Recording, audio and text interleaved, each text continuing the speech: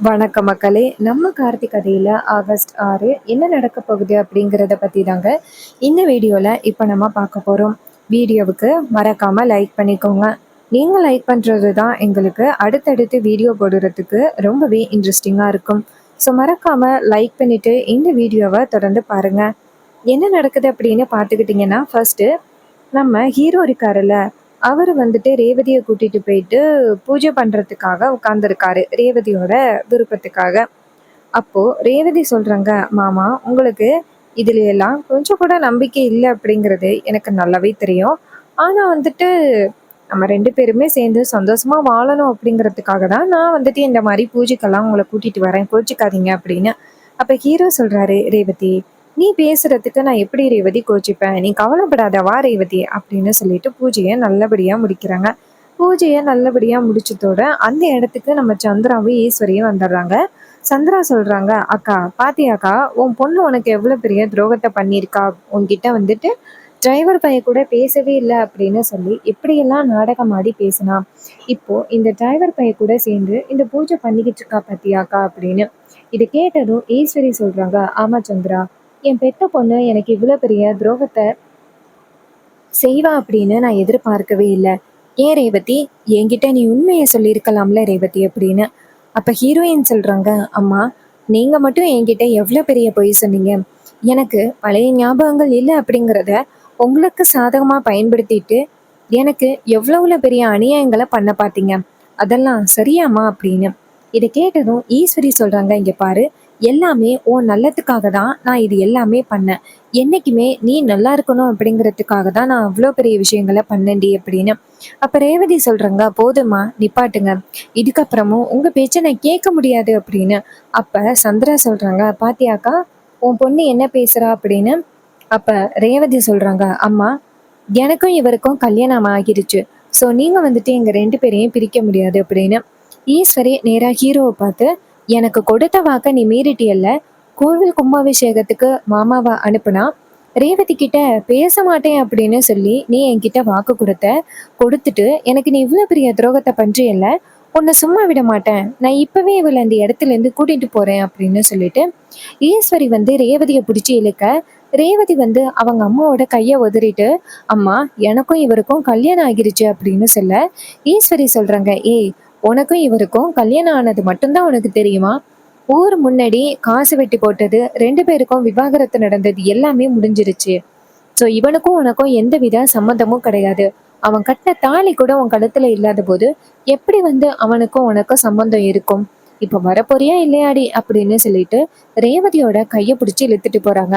ரேவதி வந்துட்டு அழுதுகிட்டே, "இங்க பாருமா, தயவு செஞ்சு என்ன மாமா கிட்ட இருந்து பிரிக்காதமா" அப்படின்னு சொல்லிட்டு ரேவதி ரொம்பவே வந்துட்டு சோகமா அழுகுறாங்க. ஈஸ்வரி சொல்றாங்க, "இங்க பாரு, இதோட போது, நிப்பாட்டு, வா" அப்படின்னு சொல்லி பிடிச்சி இழுத்துட்டு போறாங்க. ஹீரோ வந்துட்டு இதை பார்த்துட்டு ரொம்ப கவலையோட நிக்கிறாரு.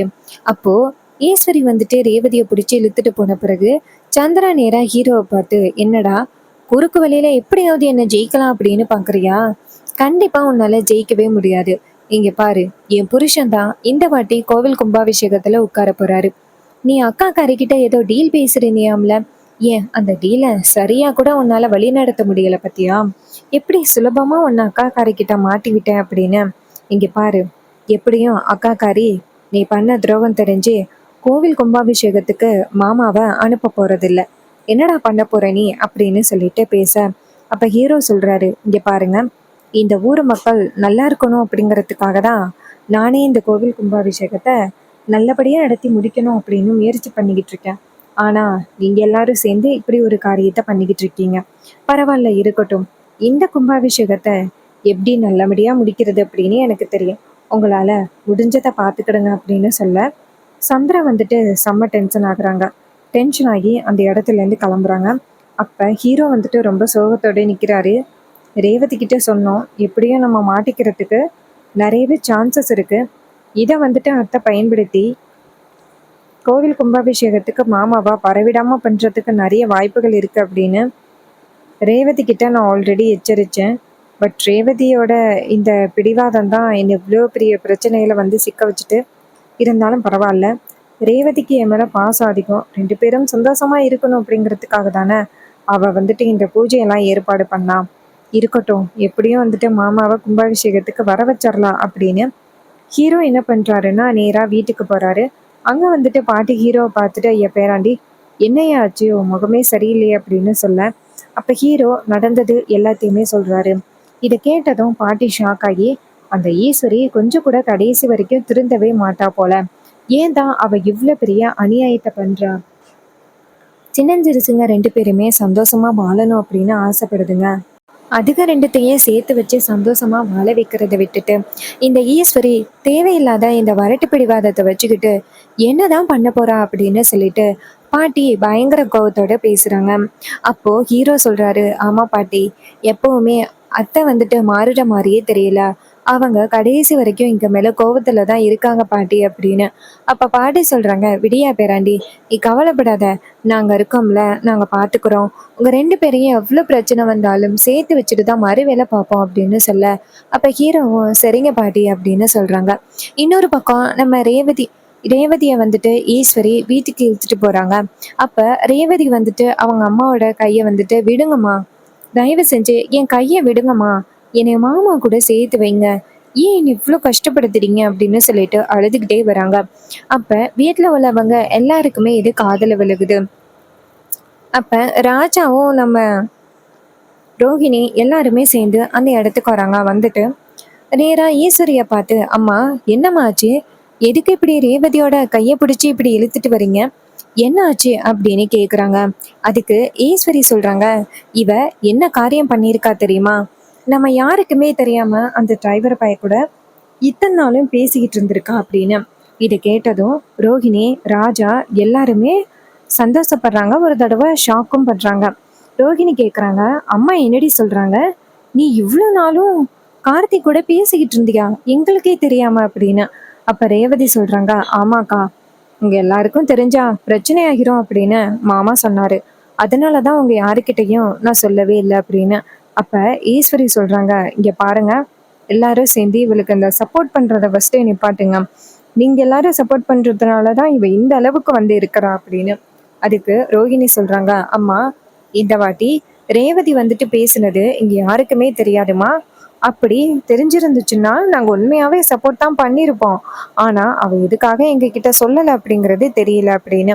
அப்ப ஈஸ்வரி சொல்றாங்க, என்னடி எல்லாரும் சேர்ந்து என்னை கிண்டல் பண்றீங்களா, ஏ ரேவதி, என்ன ஆளாலும் பரவாயில்ல, இனிமே நீ அந்த டிரைவர் பைய கூட பேசவே கூடாது அப்படின்னு சொல்லிட்டு ரேவதியை இழுத்து கொண்டு போய் ரூமுக்குள்ள அடைக்கிறாங்க. இதை பார்த்துட்டு ரோகிணி, ராஜா எல்லாருமே ஷாக் ஆகுறாங்க. ராஜா சொல்றாரு, இங்க பாரு ஈஸ்வரி, நீ வந்துட்டு என்ன முயற்சி பண்ணாலும் சரி, ரேவதியோட மனசை உன்னால என்னைக்குமே மாற்ற முடியாது, அவ மனசு பூரா மாப்பிள்ள தான் இருக்காரு அப்படின்னு. அப்ப ஈஸ்வரி சொல்றாங்க, என்னால மாற்ற முடியும், அவ கண்டிப்பா ஏன் பேச்சை தான் கேட்கணும் அப்படின்னு சொல்லிட்டு பேசுறாங்க. இதை கேட்டதும் அவரு ரொம்பவே ஷாக் ஆகுறாரு. இவளை கொஞ்சம் கூட திருத்தவே முடியாது போல அப்படின்னு. ரேவதி ரூமுக்குள்ள இருந்து சத்தம் போடுறாங்க, தயவு செஞ்சு கதவை திறங்க, தயவு செஞ்சு கதவை திறங்க அப்படின்னு சத்தம் போடுறாங்க. அதே நேரத்துல நம்ம ஹீரோ வந்துட்டு ஒரு பயங்கரமான முடிவெடுக்கிறாரு. ஸோ இதுக்கப்புறமும் நம்ம ரேவதியை பிரிஞ்சு இருந்தோம் அப்படின்னா ரேவதி ஏதாவது தவறான முடிவு எடுக்கிறதுக்கு வாய்ப்புகள் இருக்கு. ஸோ இதை நம்ம விடக்கூடாது அப்படின்னு நம்ம ஹீரோ வந்துட்டு நேரா அதிகாரிகளையும் வக்கீலையும் போய் பார்க்குறாங்க. அதிகாரிங்க சொல்றாங்க, சொல்லுங்க சார், என்ன விஷயமா வந்திருக்கீங்க அப்படின்னு.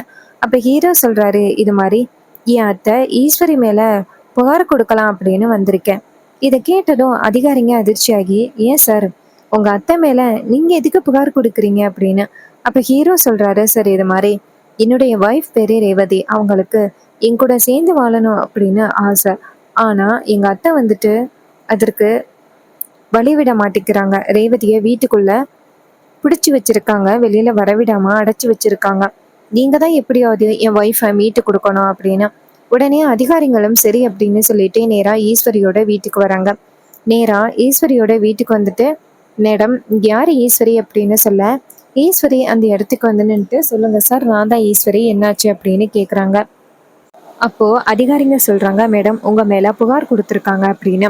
அப்ப சந்திரா அந்த இடத்துக்கு வந்துட்டு, என்னது, அக்கா மேல புகார் கொடுத்துருக்காங்களா, அக்கா மேல புகார் கொடுக்கறதுக்கு யாருக்கு வந்துட்டு தைரியம் வந்துச்சு அப்படின்னு சொல்லி கேட்குறாங்க.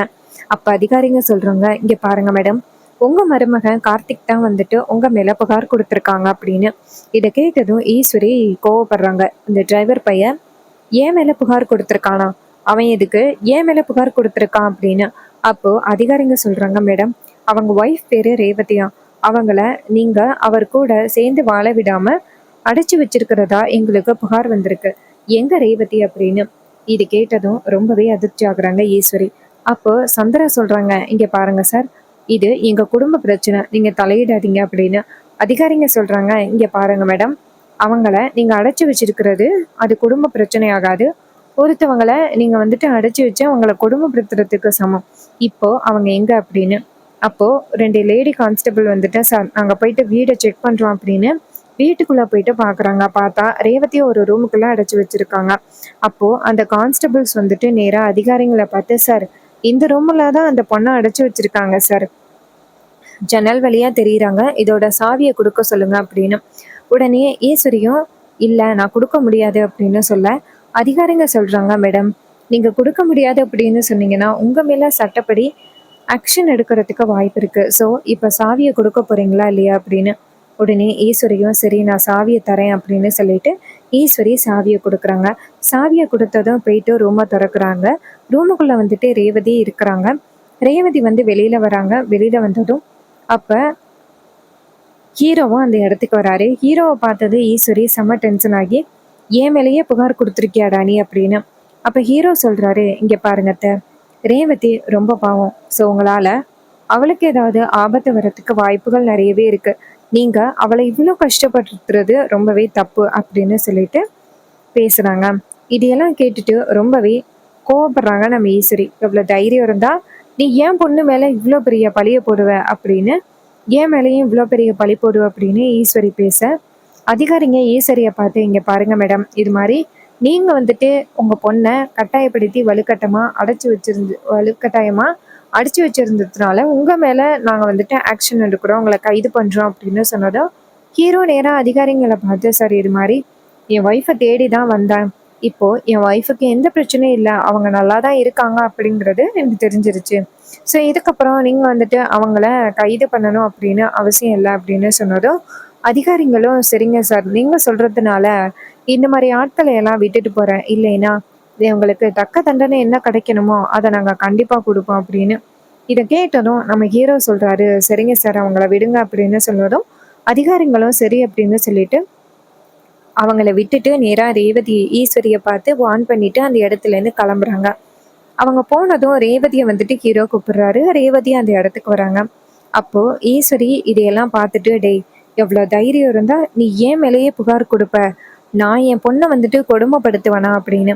அப்போ ஹீரோ சொல்றாரு, இல்லத்த நானும் பார்த்துக்கிட்டே இருந்தேன், நீங்க வந்துட்டு திருந்துற மாதிரி தெரியல, அதனால ஸோ இதுக்கப்புறமும் நான் வந்துட்டு இப்படியே அமைதியா இருந்தேன் அப்படின்னா நான் என் ஒய்ஃப் கூட சேர்ந்து சந்தோஷமா வாழ்றதுக்கு நாளே இல்லாமல் போயிடும். ஸோ இதுக்கப்புறமும் என்னால் வேடிக்கை பார்த்துக்கிட்டு இருக்க முடியாது.